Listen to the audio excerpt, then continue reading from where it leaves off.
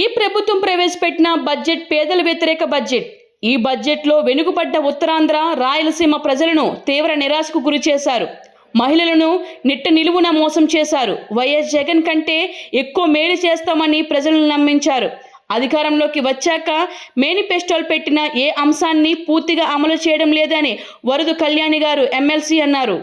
ఇది పూర్తి స్థాయి ఇప్పుడు బడ్జెట్ ఇప్పుడు పెట్టారు కదా, ఏదైనా ప్రజలకి మంచి చేస్తారేమో అని చాలా ఆశగా ఆంధ్ర రాష్ట్ర ప్రజలందరూ ఎదురు చూడడం జరిగింది. కానీ ఇంత దారుణంగా మోసం చేయడం నిజంగా చాలా దురదృష్టకరం. ఈరోజు ఆంధ్రప్రదేశ్ రాష్ట్రంలో రైతులకు మోసం చేశారు, మహిళలకు మోసం చేశారు, నిరుద్యోగులకు మోసం చేశారు, ఉద్యోగులకు మోసం చేశారు. ముఖ్యంగా ఇది పేదల వ్యతిరేక బడ్జెట్ అనేది క్లియర్ గా అర్థమైంది. అలాగే ఉత్తరాంధ్ర ప్రజలకు, రాయలసీమ ప్రజలు వీళ్ళందరూ ఎంతో వెనకబడిన ప్రాంతాలు, వీటికి కూడా తీవ్ర నిరాశ గురి చేసి దారుణంగా మోసం చేసిన పరిస్థితి క్లియర్ గా కనిపిస్తూ ఉంది.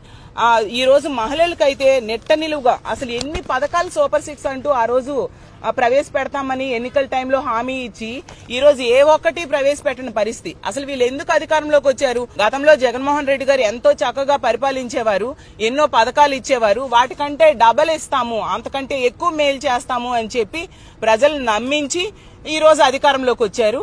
కానీ వీళ్ళు మేనిఫెస్టోలో పెట్టిన ఏ అంశాన్ని కూడా అమలు చేయని పరిస్థితి క్లియర్ గా అర్థమవుతుంది.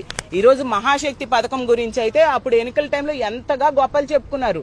ఎందుకు మొన్న సమావేశాల్లో హోంమంత్రి గారు అయితే మహాశక్తి నిధులు కేటాయించామని ఈనాడు పేపర్ చూసి కౌన్సిల్లో చెప్పేయడం జరిగింది. చూసేసరికి ఆ బడ్జెట్ లో కేటాయించలేదు. ఈ రోజు ప్రవేశపెట్టిన బడ్జెట్ లో కూడా మహాశక్తి పథకానికి అంటే 19 సంవత్సరాల నుంచి 59 సంవత్సరాలు ఉన్న మహిళలకి నెలకి 1500 చొప్పున ఇస్తాననే ఆ పథకానికి రూపాయి కూడా కేటాయించిన పరిస్థితి ఈ రోజు బడ్జెట్ అసెంబ్లీ కౌన్సిల్ సాక్షిగా ప్రజలందరికీ తెలిసిపోయింది.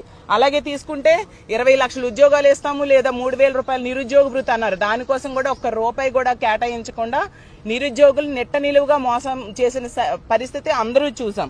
అలాగే తీసుకుంటే ఫ్రీ బస్సు, ఎన్ని గొప్పలు చెప్పారు ఫ్రీ బస్ కోసం. అసలు ఆంధ్ర రాష్ట్రంలో మహిళలందరూ ఎంతో ఆశగా ఫ్రీ బస్ కోసం ఎదురు చూసే పరిస్థితి, దాన్ని ఊసే ఈ బడ్జెట్ లో పెట్టని పరిస్థితి. అలాగే తల్లికి వందనం, అలాగే రైతు భరోసా, ఈ 2 పథకాలకైతే అరాకొర నిధులు కేటాయించారు. అసలు తల్లికి వందనము కావాల్సింది 12,000 కోట్లు పైగా కావాలి సంవత్సరానికి. గత సంవత్సరము ఇవ్వలేదు, ఈ సంవత్సరము తీసుకుంటే ఇంచుమించు 25,000 కోట్లు కావాలి. కానీ కేవలం వాళ్ళు ఇచ్చింది 9,400 కోట్లు. అది అసలు యాక్చువల్ గా on going scheme. Jaganmohan Reddy గారే ముఖ్యమంత్రి అయి ఉంటే ఈ టైంకి చక్కగా తల్లికి వందనం మొన్న వచ్చేసేది, ఈ సంవత్సరం కూడా వచ్చేది. సో ఆ సంవత్సరం ఎగ్గొట్టమే కాకుండా ఈ సంవత్సరంలో చాలా తక్కువ నిధులు కేటాయించిన పరిస్థితి మనందరము చూసాం.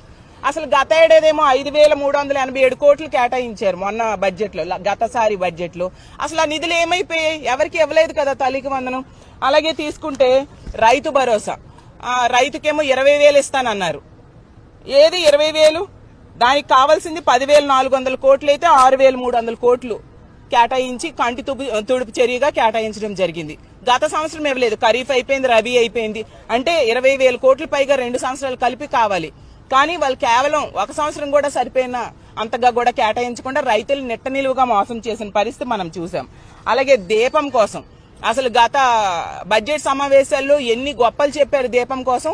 తీసుకుంటే 1,55,00,000 మంది ఎల్పీజీ గ్యాస్ సిలిండర్స్ ఉన్న వాళ్ళు ఉన్నారు, కానీ 90 లక్షల మందికే కుదించేయడం జరిగింది. అంటే ఎంత దారుణంగా ప్రజలు మోసం చేశారో అర్థం చేసుకోండి. దానికి కూడా 4,000 కోట్లు అవసరమైతే ఈ బడ్జెట్ లో 2,601 కోట్లు కేటాయించడం జరిగింది. అంటే దానికి కూడా ఎంత ఘోరంగా ఆ పథకానికి తూట్లు పడవడానికి ప్రయత్నిస్తున్నారో మనం అర్థం చేసుకోవచ్చు. అలాగే సున్నా వడ్డీ తీసుకుంటే 10 లక్షల రూపాయల వరకు సున్నా వడ్డీ ఇస్తామన్నారు. దానికోసం అసలు ప్రస్తావనే లేని పరిస్థితి మనం చూసాము. అలాగే ధరల స్థిరీకరణ నిధి కోసం అసలు 300 కోట్లు ఏంటండి? ఏ కొరన సరిపోతుంది? ధరల స్థిరీకరణ నిధి 5,000 కోట్ల పైగా కావాలి, 300 కోట్లు ఇచ్చారు. అంటే నమ్మించిన ప్రజలకి ఎంత నెట్ట నిలువుగా మోసం చేశారనే విషయం మనం క్లియర్ గా అర్థం చేసుకోవచ్చు.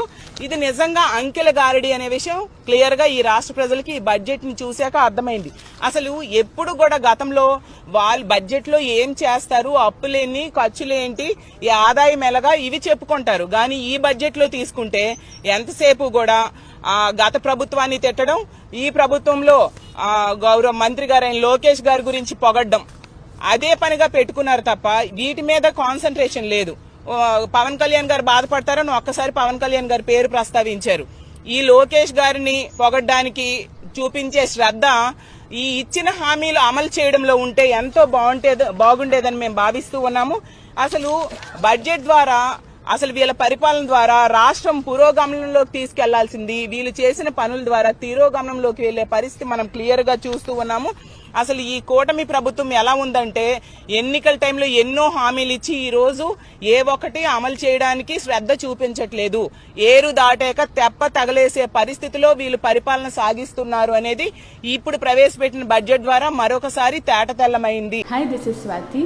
లైక్ చేయండి, షేర్ చేయండి, కమెంట్ చేయండి అండ్ సబ్స్క్రైబ్ చేయండి GRTV. Hi, this is Monica. Please like, share and subscribe GRTV.